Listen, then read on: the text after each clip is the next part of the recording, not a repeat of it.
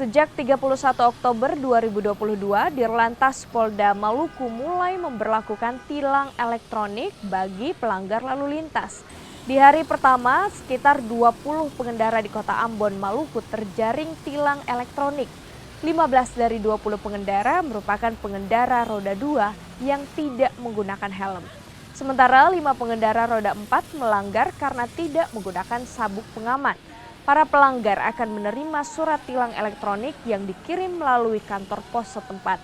Diberlakukannya tilang elektronik diharapkan agar pengendara lebih menaati aturan berlalu lintas. Membawa ke pelanggar atau mengirimkan ke alamat pelanggar, nanti di situ baru pelanggar datang konfirmasi dengan pihak Direktorat Lalu Lintas untuk mengecek atau melihat berkas apa betul memang motor atau kendaraan itu milik mereka masing-masing. Kita memberikan nomor BRIVA atau notifikasi sehingga mereka ke BRI, mereka bayar di sana di BRI baru selesai.